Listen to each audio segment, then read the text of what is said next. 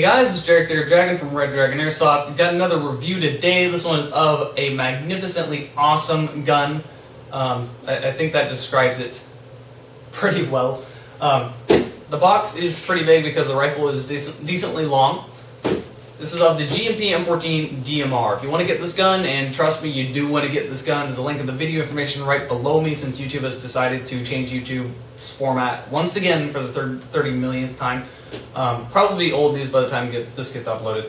But yeah, link below me to where you can order it. There's also a link right below me to RDA's forum where you can talk about this gun, and again, you're going to want to be talking about this one.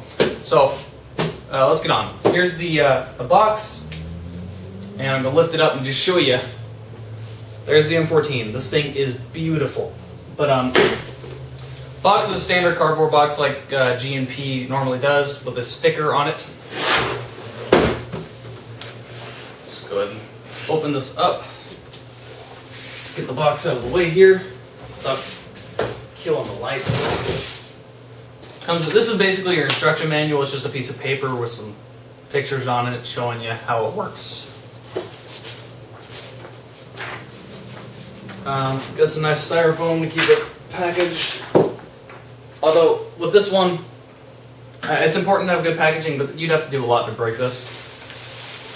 In typical G&P fashion, it'll come wrapped in bubble wrap. It won't have a certain design in the box. It'll just be wrapped in bubble wrap, which is actually surprisingly works better. It will also come with this on the gun. However, it also comes with the standard black 14mm M14 style flash hider. So you won't need to have to get another flash hider.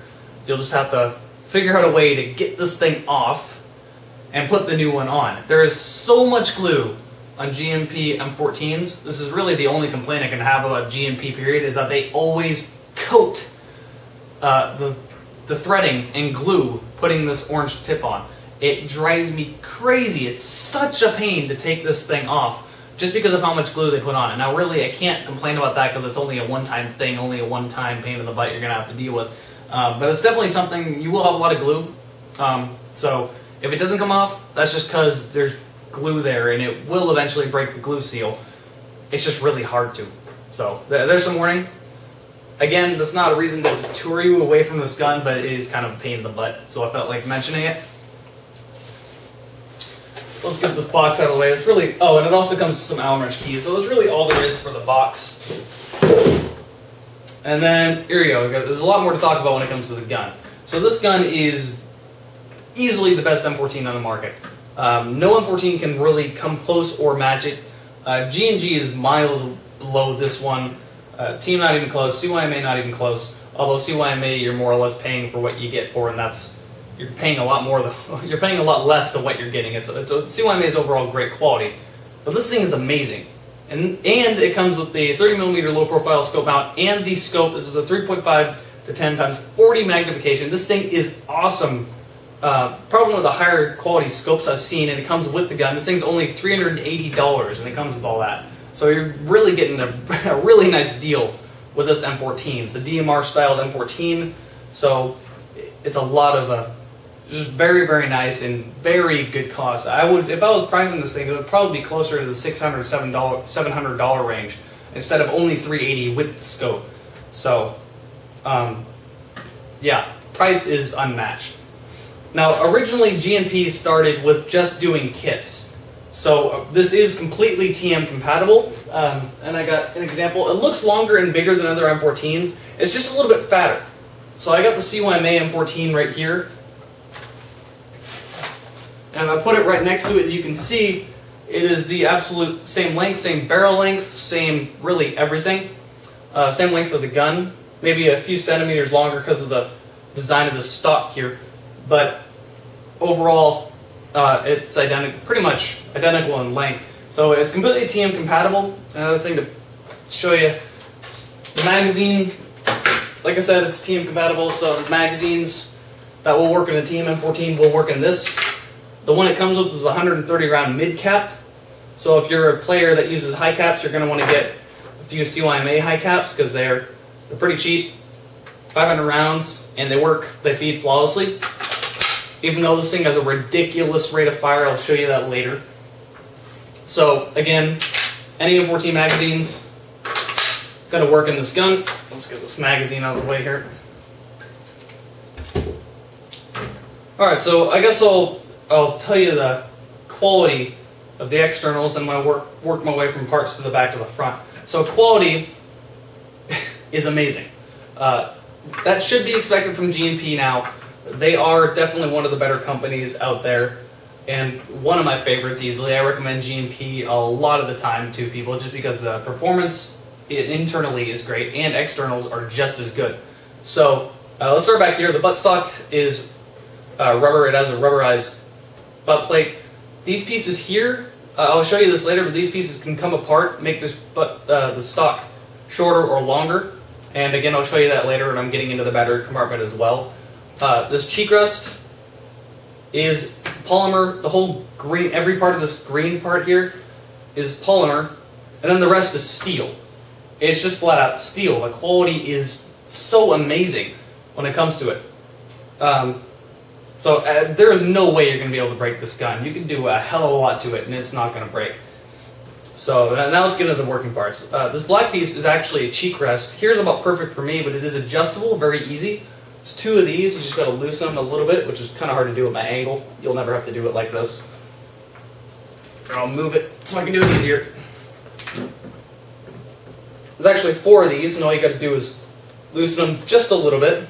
And there's two on the other side as well. They look the same, basically work the same. And then once you loosen them, you can push this up, or without killing the gun, push this up or push it down. I prefer to have it about right in the middle.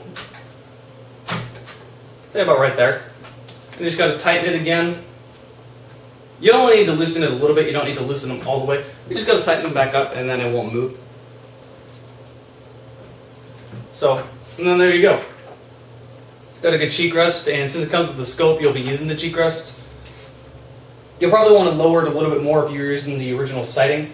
The scope mounts this comes with are 30mm low profile scope mounts, so you can't use the original M14 sighting with the scope mounts. If you wanted to, you could use an original M14 scope mount to have it sitting a little bit higher, so you can use the same M14 scopes and the M14 sights and the scope. But these are low profile. There is an advantage to that. So again, coming with the scope and scope mount, great deal. Really, I am surprised with what you're getting here. But yeah, it has the standard M14 sights, adjustable left, right, and up and down by simple notches in the back. I can't really show you because the scope's blocking it and I don't feel like taking it off. It is a DMR version of an M14, so it has a handle in back, which makes it a bit more comfortable.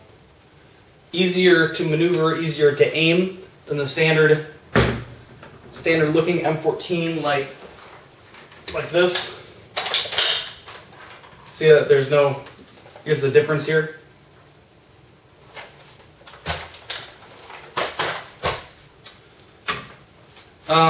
The safety on the M14 is just right here on the bottom. So it'll switch right in front. Again, this is steel. When it's pushed in, it locks the trigger, and you can basically just push it forward with your finger. I gotta move my hand around. You can just flick it really easy. The M14 has a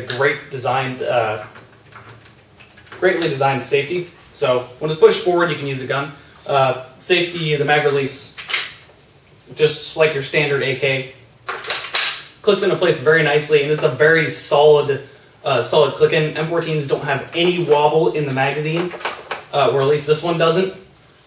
And that you're hearing is the mini type battery I got in there. You can fit a large type in here. I'll go more into that later. But there's absolutely no wobbling of the magazine. It is very solid in there. I know most of the M4s you find out there will have the magazine have a little bit of play, which has always kind of bugged me. It's not really a reason to complain, but it's kind of bugged me.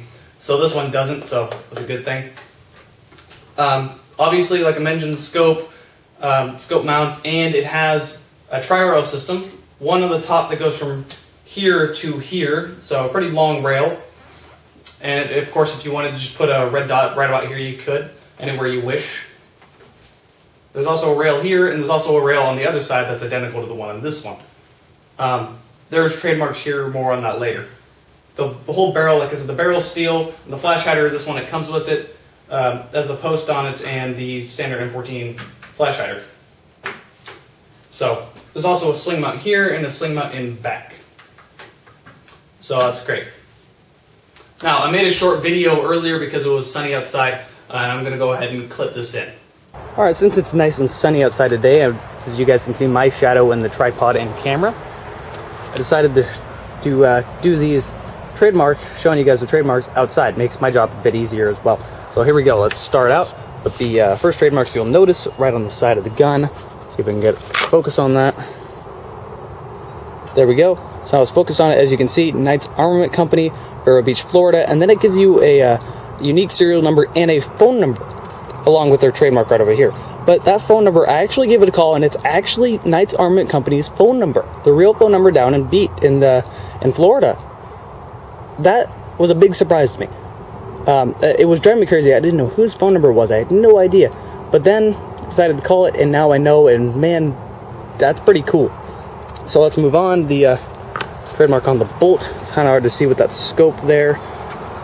There you go. You guys can see that.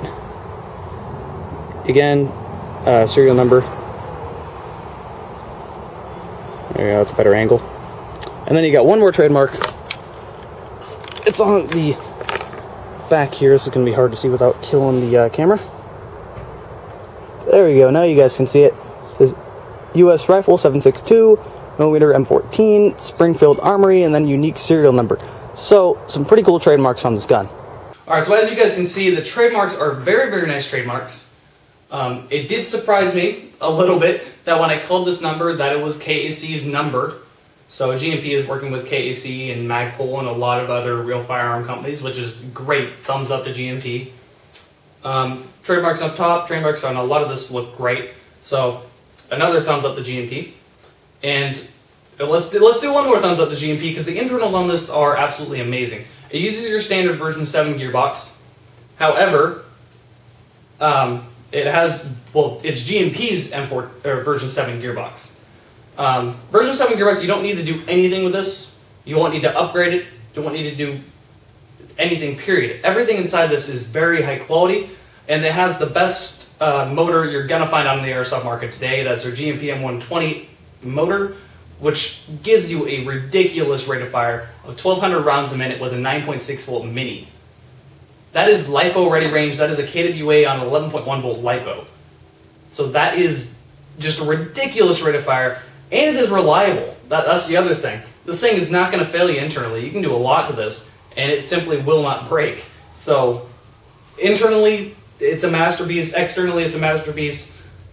I really do like this gun. It's probably not something I would carry out in the field because I'm more assault, and it's a larger rifle, which wouldn't go well for my role. But this thing is, I don't know, I've fallen in love with it. Speaking about steel, you can clearly hear that in the bolt. Now, all M14s, and I'll show you what see what I mean. Now, the camera is not going to do justice to this. The mic inside the camera is not exactly the highest of quality. It's not bad. It's not great. So you're not going to be able to hear this as well. But everyone knows all M14s have a very nice sounding bolt. That sounds great. But the G&P M14, that is nice. That is very nice. And it's very smooth. It doesn't snag on anything. You can push it forward and pull it back very slowly, and it's no snags. It just sounds great. Now, all M14s do, well, most M14s have a bolt catch as well. This one is on this side, right here. You want to pull the bolt back. Let's see if I can do this. I'm going to turn it around. It's kind of hard to do with that angle. So you pull the bolt back and push the bolt catch down. Now, most M14s have this, and in most of them it's completely pointless. I know in the EBR kits, the hop-up's in here, but in this case, the hop-up is not in here, and in the standard M14 like this, hop-up's also not in here. The hop-up is down below the mag well. I'll show you that in a second. But most M14s do have the bolt catch. Like this one has it as well. However, with most M14s, you can't just push the bolt catch button, because this one, you gotta pull the bolt back and release. But with this G&P, you can just push the button again and it releases, which is very, very nice. It gives a nice sounding clank, a very nice sounding clank. This is easily, out of AEGs, the best sounding bolt on any AEG I have ever picked up, ever laid hands on, or really out in the market. Now, notice I said that to AEGs, because I'm sure gas blowbacks, it can compare. But it just sounds, that's never going to get old. Now, like I mentioned, the hop-up unit, and I'm actually going to zoom in here, but the hop-up unit is down below here. I'm going to set this down and show you up close. Alright, so as you guys can see here, I took the magazine out. You don't have to take the mag out, but I just did that to show you guys. So, the hop-up unit is right here. Very easy to adjust it, and the M14 hop-up units are great. We'll talk about that in a second, but let's put the magazine back in just to show you there's a lot of space between the magazine and the hop-up unit. You can easily, even if you have large hands, you can easily adjust the hop-up unit with a magazine in it. So the hop-up unit is extremely accessible, and that's a great place for it. Now, like I just said a second ago, the hop-up unit is great. All M14 hop-up units, including the CYMA, the hop-up units are great. By the way, this is the same way, just right at the bottom. But the hop-up units are great in M14s. They're very nicely designed, brilliant design, really, and it's going to give you a great deal of accuracy. On top of that, this gun has a long barrel from out there to there, a very long barrel, and the accuracy in this is amazing. I did not have enough space in my shooting range to really show you how accurate this thing can be. So at 150 feet, you can hit your target. You're not going to miss. There's really no way to miss with this. So if you want an accurate gun, this is definitely one of them you're going to be looking at. On top of that, the rate of fire with this is ridiculous. So you really have a gun that's best all the way around. You have one that has a great rate of fire, great feet per second. By the way, this thing's shooting about 365 feet per second. And the rate of fire is 1,200 rounds a minute. So you have something that has, one, it has a very quick trigger response. Two, a very fast rate of fire.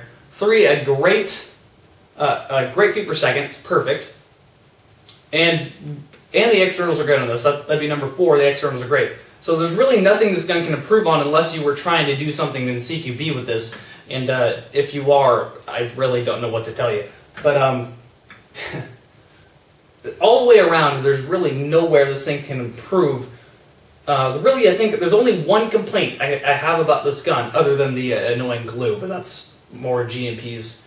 Well, G&P, Ares, most Hong Kong companies do that, and I complain about it every time. But really, I think the one place where it can improve is the battery compartment.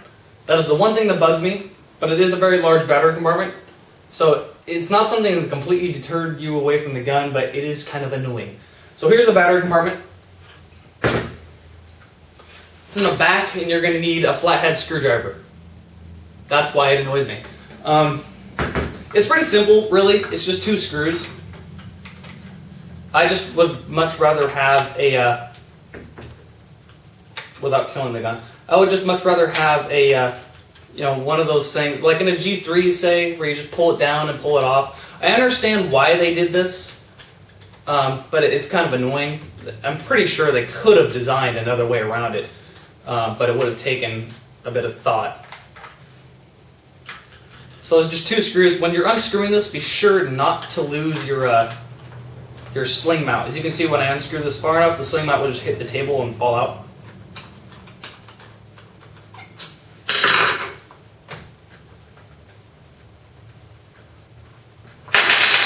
Just like that. So don't lose this. And there you go. And it comes off. Now the reason they did this, I'm going to fall over. And you notice that this balances it out. This gun is very balanced right around the magazine. And when you take this piece off, it kind of nosedives to the front. So the balance is absolutely perfect, but back on topic. Now the reason they did this is because, as you can see, there's two long pieces here, and that's so you can adjust the stock to shorter or longer by taking these pieces apart, just like how the SL8 works. And then they click back together. So that was the reason they did this, but in terms of battery compartment, it can be kind of a pain, just to let you know that. Overall, though, the gun is shimmed very well. G&P has very high quality control. I don't think I've gotten one G&P in that didn't have high quality control, didn't have good gearbox, didn't have... I can't name one time that's ever happened. So, really, your battery lasts quite a long time, even though you have a high rate of fire, which is actually very pleasant. But as you can see, right now I have a 9.6 volt mini in here. This gun can fit a large type. It might be able to... No, I don't think it can fit a 9.6 volt large type. It can definitely fit an 8.4 volt. I would just recommend getting a 7.4 volt LiPo, and you can fit, like, literally, you'd be able to fit about a good... You could probably fit like 9 of them in this stock. The stock is very, very large, lots and lots of space. It goes like all the way up here. You can actually see the back of the gearbox inside the stock. So it goes from like there to there. So again, lots of battery space. That's a big plus. And it gives you a high rate of fire. Something else to point out though, it will come with a DIN type connector. What I have here is an adapter, female DIN to male Tamiya connector, and it will come with the gun if you order from RDA, but if you don't order from RDA, it won't. So that's something important to point out. If you want to use your standard airsofting batteries, although I'm sure you can find RC batteries around, like a 7.4 RC battery, it will have this connector from DIN to Tamiya type, so you don't need to worry about that, but it's something to point out. So let's fit this back in. As you can see, a lot of space. You can fit a lot of stuff in there. So let's put this stock back on here. Now, when putting this back in, make sure you put your try to find the place for it. There it is. There you go. Be sure to put your sling mount back in, otherwise you won't be able to screw it in. And you'll be sitting there going, what the heck, why isn't it screwing in? I actually did that the first time. Yes, I know. I'll point and laugh. So, if I put it back on, it's honestly not too much of a pain to take it off and put it on. It's just a little bit, it takes a little bit longer than I would like. And as you can see, when I put it back on, it balanced it out again. And again, like I said, it's overall not a reason, not even close to a reason to deter you away from the amazingness that G&P has put inside of this gun. Production quality and just everything is so high.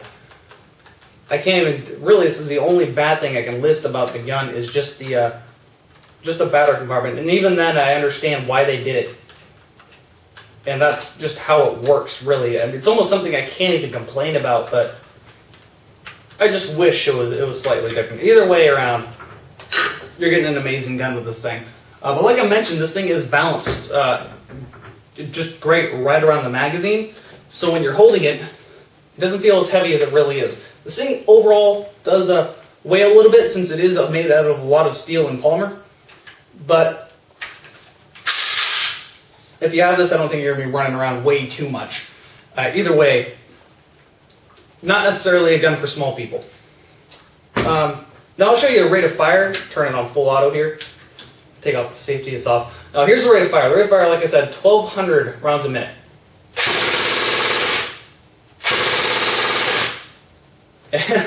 And that's not even a fully charged 9.6 volt. So that's a very, very nice rate of fire. Alright, and I think I've covered everything except for one thing, is the scope. And I made another video outside back when it was sunny. It's not sunny right now, but when I made the video it was. Talking about the scope and showing you how much of a scope it is. The scope is very, very nice quality, so I cannot complain. Gosh, this is one of the higher quality scopes I've seen in the airsoft market. But notice when I made this video, I didn't take the lens cover off. so it'll have a slight yellow tint. If you take the lens cover off, it won't have that. But let's go ahead and play the clip in this video right here. Alright, so I decided to show you guys the scope outside as well. There we go, that's the target way back there. It's about 150 feet away. I try to get it up to the, there you go. You guys can see that's a very nice scope. Quite a lot of eye relief with it. About a good 3 inches. And the scope comes with the gun. For only $380 you get the gun and the scope. And this is the minimum magnification. Goes all the way up to 10. So you can see it down there. So this scope is an amazingly, just a nice scope. Alright, so like I said, very high quality, and again, I didn't take the lens thing off, so it has a slight yellow tint in that video, but if you take this off, it won't, it'll be crystal clear. So I believe now I have covered everything, and possibly quite more than I should have covered. Don't remember if I said it, but again, there's sling mounts right here. It is an M14, that's something else I haven't said though. It is M14, so mostly, actually this basically is 100% ambidextrous.